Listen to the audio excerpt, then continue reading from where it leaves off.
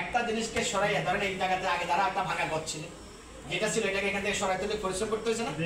পরিশ্রম করার পর থেকে এখানে বিল্ডিং বসছে, এই বিল্ডিং এ বসে আপনার কথা বলতেছে। যদি এই জায়গা যদি ওই ঘরে যদি পড়ে থাকতো তাহলে কি বিল্ডিং এর আশা করা যেত? আমরা যদি কষ্ট না করে যদি ওই ঘর টাকা ব্যয় করতেছে, কষ্ট করতেছে, পরিশ্রম করতে, তারপর আজকে বিল্ডিং হয়েছে। এই জায়গাটা ওইরকম ভাবে মানব জীবনটা এমন, আপনি যদি এই নোংরা পরিবেশ থেকে অসৎ নেতৃত্ব থেকে সমাজকে পরিবর্তন না করেন, এখান থেকে কখনো ভালো মানুষের নেতৃত্ব আসবে না। আর এই নেতৃত্ব পরিবর্তনের মাধ্যমটা কি বললাম? আমাদের দেশের নেতৃত্ব পরিবর্তনের মাধ্যম কি? ভোট। এখন এই ভোটকে এখনো যুবক ভাইয়ারা পরিশ্রম করতে হবে। এখানে আপনাদেরকে আরো কষ্টের বিষয়, আপনাদেরকে অতীতে তারা ভয় পেয়ে এই গ্রামের মানুষগুলো কেন্দ্র নিয়ে গেছে বৈশাতুয়া কলেজ। এই গ্রামের কেন্দ্র কোথায় নিয়ে গেছে? আমরা এটা নিয়ে ইনশাল্লাহ আমিও কাজ করতেছি, আপনাদের কেন্দ্র যেন নিশ্চিতভাবে অথবা গতবার আবার ফিরে আসে। যদি আপনাদের যদি কেন্দ্র আপনাদের এখানে যদি ফিরে আসে তাহলে কি আর এত কষ্ট হবে? যদি বলেন তো নীল কেন্দ্র কলেজ যদি কেন্দ্র হয় কয়জন মানুষ যাবে এখান থেকে? তাহলে আপনারা আমাদের অধিকারটা আমরা আমাদের প্রতি অতীতে আমাদের প্রতি অনেকভাবে জুলুম করা হয়েছে। এখন এটা পরিবর্তনের চেষ্টা যদি কোনো জাতি যদি তার ভাগ্য পরিবর্তনের চেষ্টা না করে তাহলে কি আল্লাহ তার ভাগ্য পরিবর্তন করে দেবেন? নিজের ভাগ্য পরিবর্তনের চেষ্টা কাকে করতে হবে? এই জন্য প্রিয় যুবক ভাইরা, আপনাদের কাজকে ডাকার উদ্দেশ্য হলো আপনাদেরকে নিয়ে আমি স্বপ্ন দেখি। এই যে পথটা মানে আপনার পিচ্ছিল পথ, এই পথে আপনাদেরকে নিয়ে আমি আগাতে চাই।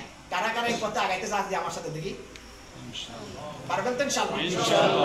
এটা করতে গেলে আপনাকে ধমক দেবে, আপনাকে চোখ পাকানে দেবে। আপনাকে যদি চোখ পাকানে দেয় উল্টা চোখ পাকানে দিতে পারবেন তো? কেউ যদি আমার সাথে দাঁড়িয়ে কথা বলে তাকে পাল্টা জবাব দিতে পারবেন? সম্ভব? তাকে ধমক কি করবো? বসে আছে।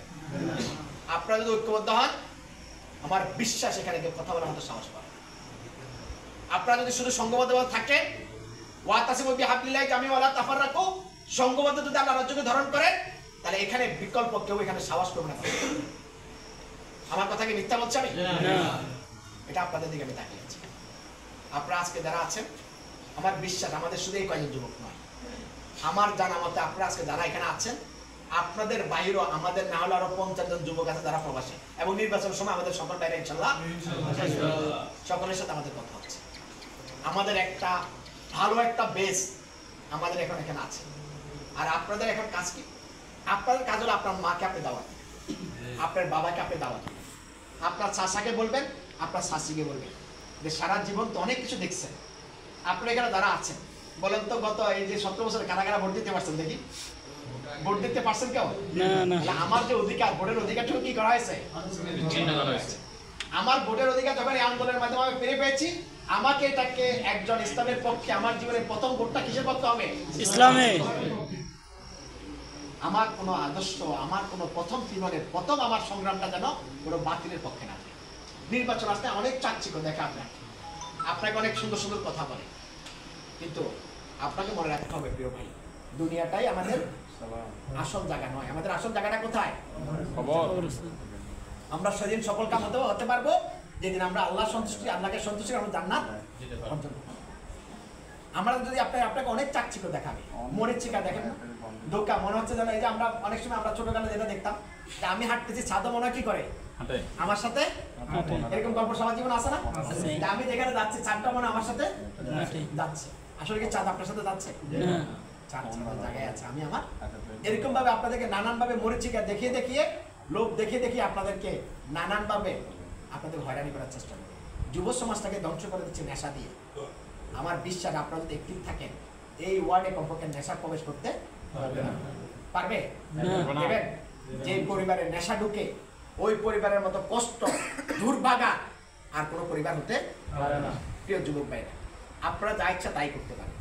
আপনারা যদি মনে করেন যে না এখানে ইসলামের পক্ষে বিজয় হবে, আমাদের এই নিশ্চিত বাংলাদেশে কোথায় কিছু আমার দেখার দরকার, আমার এই কেন্দ্রে ইসলাম বিজয় হবে, আমরা বিজয় অর্জন করবো ইনশাআল্লাহ। এই যুগে যদি আপনাদের দলের পথে নিতে পারেন তাহলে আপনাদেরকে সেই পথ পারেন। আপনাদের সভাপতি যদি খুব নরম মানুষ, ছোট্ট মানুষ না, নরম প্রকৃতির মানুষ, আপনারা যদি সহযোগিতা না করেন, পাশে না থাকেন, পিছনে গীবত করেন, নানানভাবে বাতিলের সাথে আপোষ করেন, আমাদের এই ওয়ার্ডের সবচেয়ে বড় সমস্যা কিছু কিছু বাইরে আছেন বাতিলের সাথে বসে বসে কথা বলেন। আমাদের দায়িত্বশীল একটা রকম সিদ্ধান্ত নয়, আপনারা তাদের সাথে বসে আরেকটা রকম সিদ্ধান্ত নেন। দয়া করে মুনাফিক আচরণগুলো পরিহার করেন।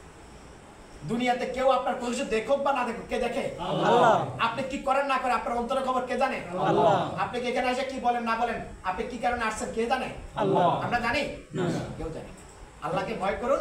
আসুন আমাদের আগামী দিনের আমাদের যে সংগ্রাম, আগামী দিনের আমাদের যে প্রচেষ্টা, আগামী দিনের আমাদের যে টার্গেট, সেই টার্গেট যেন আমরা লক্ষ্যে যেন পৌঁছতে পারি। আল্লাহ তাআলা আমাদের সকলকে আজকে আমরা যারা এখানে একত্রিত হয়েছে জান্নাতের জন্য আমাদেরকে একভাবে একত্রিত হওয়ার মতো তৌফিক দান করুন। আল্লাহর কাছে আপনাদের কাছে সহযোগিতা চাই এবং আপনাদের মাধ্যমে যারা আজকে আসে নাই তাদেরকেও দাওয়াত দেবেন। আপনাদের বন্ধু, অনেকগুলো বন্ধু আছে এখানে, আমি দেখি খেলতে গেলে অনেক লোকের সাথে অনেক লোক একসাথে খেলে, আপনি আড্ডা দিতে গেলে অনেক লোক হয়, আপনার বন্ধুকে বলবেন, তাকে দাওয়াত দিবেন, তাকে দিনের পথে নিয়ে আসেন। আপনাদের এই পাহাড় ভাই হলো এই ওয়ার্ডে জুল বেগের আমাদের সভাপতি, তাহলে পাহাড় ভাই নেতৃত্বে আমরা চাচ্ছি যে আগামী দিনে যেন সুন্দর আরেকটা পরিবেশ গঠন হয়। তাহলে প্রিয় ভাইরা আপনাদের কাছে দোয়া চাই, আজকে প্রধান অতিথি থেকে আমরা কথা শুনবো। আমি তো বারবার যেহেতু আসি আপনাদের সাথে আরও কথা হবে। আল্লাহ তাআলা আমাদেরকে দিনের জন্য কবুল করো। ওমা তৌফিক ইল্লা বিল্লাহ। আসসালামু আলাইকুম। ওয়ালাইকুম আসসালাম।